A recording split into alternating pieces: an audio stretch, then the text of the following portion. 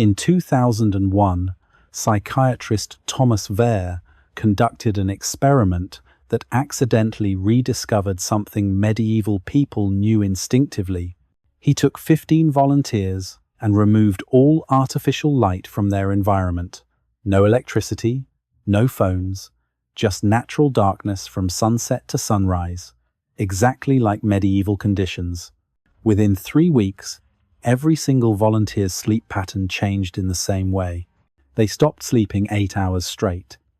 Instead, they began sleeping in 2 distinct 4-hour segments with 1 to 2 hours of quiet wakefulness in between.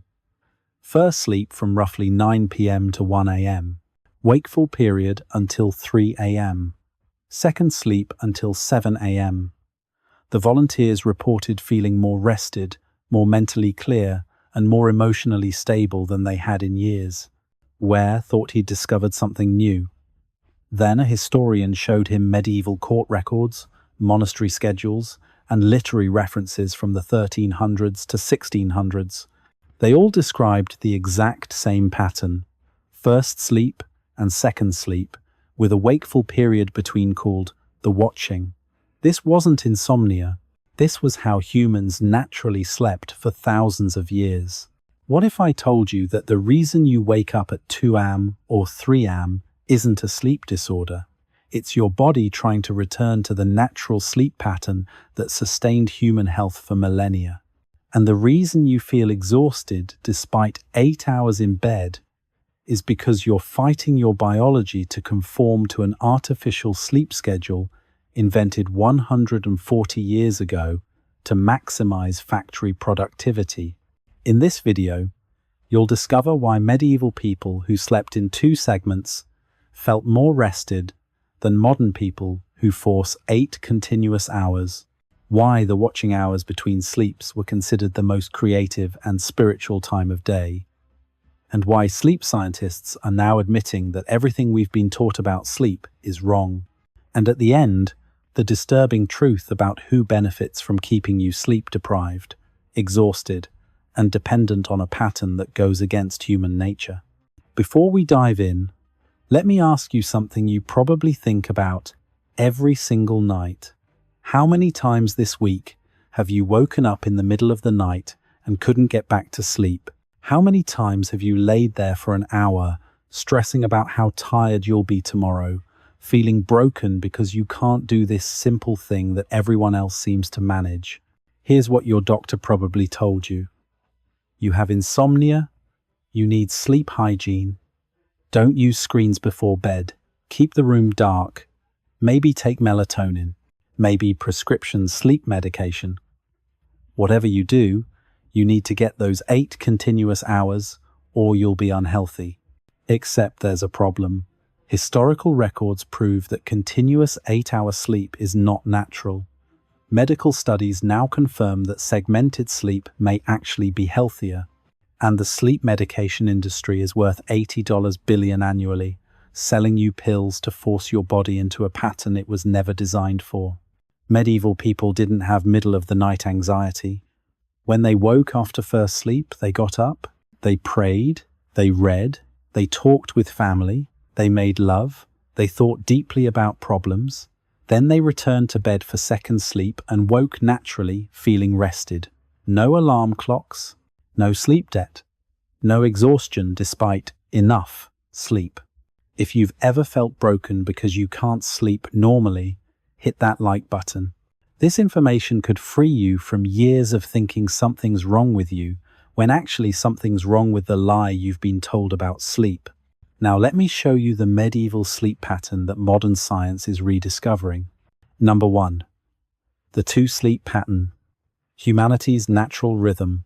Here's the foundation that changes everything. For most of human history, people didn't sleep 8 consecutive hours.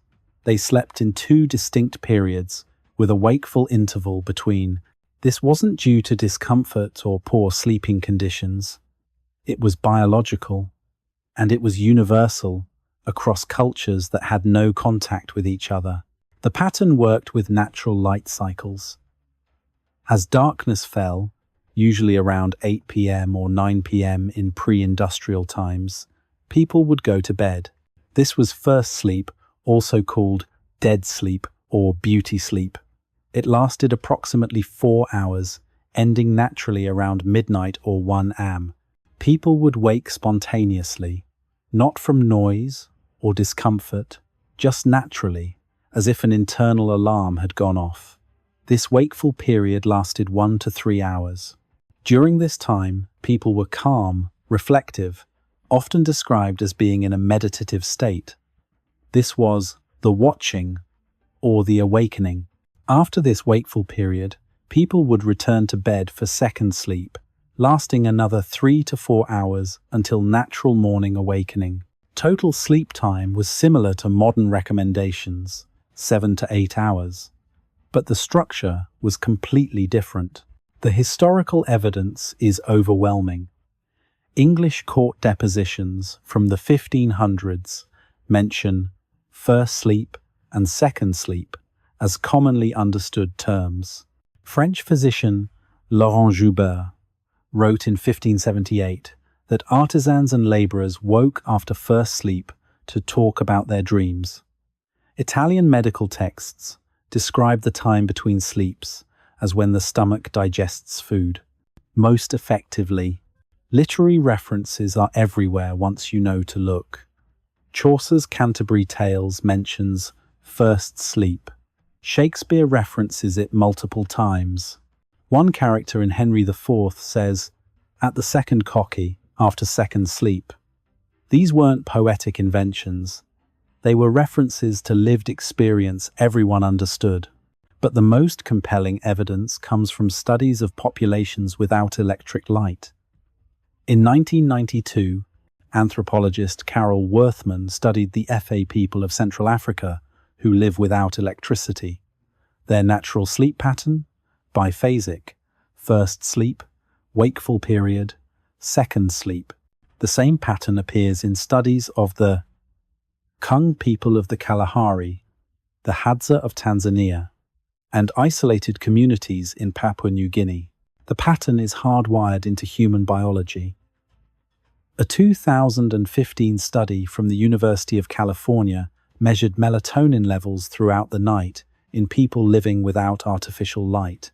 Melatonin peaked during first sleep, dropped during the wakeful period, then rose again for second sleep. The body naturally creates a biphasic rhythm when not disrupted by artificial light. For modern application, this means your middle-of-the-night wakefulness isn't broken sleep, it's natural sleep. The problem isn't that you wake up. The problem is that you've been taught to fight it. Medieval people understood something we forgot. Sleep doesn't have to be continuous to be restorative. Number 2. The watching hours. The lost time of peak consciousness. Here's where biphasic sleep becomes more than just a different schedule. It becomes a gateway to mental states that modern people rarely experience. The wakeful period between first and second sleep was considered sacred time when the mind operated differently, more creative, more spiritually open, more capable of insight. Medieval monasteries structured their entire spiritual practice around this natural rhythm. Matins, the midnight prayer service, was scheduled specifically for the watching hours. Monks didn't see this as interrupting sleep. They saw it as utilizing the time when prayer and meditation were most effective. The watching hours had distinct characteristics. People reported being in a calm, almost meditative state, not fully alert, like daytime consciousness, not asleep, something in between that medieval texts called the awakening. Modern sleep researchers call it quiet wakefulness, and note that brainwave patterns during this state are unique. What did people do during watching hours? The historical record is specific. They prayed or meditated. They reflected on dreams from first sleep. They had conversations with family members, often described as more intimate and meaningful than daytime talk. Couples made love, and medieval medical texts suggested this was the optimal time for conception. People thought about problems and often woke in second sleep with solutions. The creative benefits were recognized and valued. Many medieval scholars did their deepest thinking during watching hours. They'd work on problems before first sleep, wake naturally, contemplate during the watching, and often have breakthroughs. Leonardo da Vinci's notebooks reference working during the hours between sleeps. Numerous inventors and artists described similar practices. Modern neuroscience explains why this worked. During the wakeful period after first sleep, the brain is in a unique state. REM sleep during first sleep has processed emotional content and consolidated memories. The brain is refreshed but still producing higher levels of prolactin, a hormone associated with creative thinking and reduced anxiety. A 2016 study from Harvard Medical School measured cognitive performance at different times of day. They found that creative problem-solving peaked during the natural watching hours, midnight to 3 a.m., even in people maintaining normal continuous sleep schedules. The brain naturally shifts into a more creative mode during these hours. But in our modern sleep pattern, we miss this entirely. We force ourselves back to sleep immediately, fighting the natural wakeful period. We take sleeping pills to eliminate it. We stress about it, activating cortisol and making actual sleep more difficult. Medieval people who embraced the watching hours reported feeling more emotionally balanced, more mentally clear, and more spiritually connected. Modern people who rediscover this pattern report the same benefits. The watching hours aren't a bug in your sleep system. They're a feature you've been taught to suppress. Number 3. The 8-hour lie. Industrial invention, not biological truth. Here's the truth that the sleep industry doesn't want you to know. The 8-hour continuous sleep recommendation isn't based on biology. It's based on factory scheduling. And it was deliberately promoted to create workers who conformed to industrial time rather than natural time. Before the Industrial Revolution, sleep was flexible and biphasic. After the Industrial Revolution, factories needed workers for specific shifts, 12-hour day shifts or night shifts. This required workers to sleep in one consolidated block during their off hours. Biphasic sleep didn't fit factory schedules. So the medical establishment, influenced by industrialists, began promoting continuous sleep as healthy and natural sleep patterns as inefficient or primitive. In 1883, medical textbooks started recommending 8 continuous hours, not based on research, based on what factories needed from workers. The campaign was sophisticated. Doctors were taught that interrupted sleep indicated illness. Popular magazines ran articles about the importance of modern sleep habits. Sleeping in 2 periods was rebranded as a symptom of neurasthenia, a fashionable diagnosis of nervous weakness. Within 2 generations, biphasic sleep was forgotten in industrialized nations. The timing coincides exactly with the introduction of electric lighting. In 1879, Edison demonstrated the light bulb. By 1900, electric lights were extending productive daytime hours into the night. People were staying up later, forcing themselves to sleep in one block, then using alarm clocks to wake up despite not being naturally rested. But here's what's particularly sinister. As biphasic sleep disappeared, sleep disorders exploded. By 1920, insomnia was considered an epidemic. The pharmaceutical industry responded with barbiturates and other sleep medications. The problem they were solving was created by destroying natural sleep patterns. Today, 50 to 70 million Americans have chronic sleep disorders. We spend $80 billion annually on sleep aids, from medications to special mattresses to sleep tracking devices, all while fighting our natural sleep pattern that would cost nothing and work better. The evidence of the deception is in the language.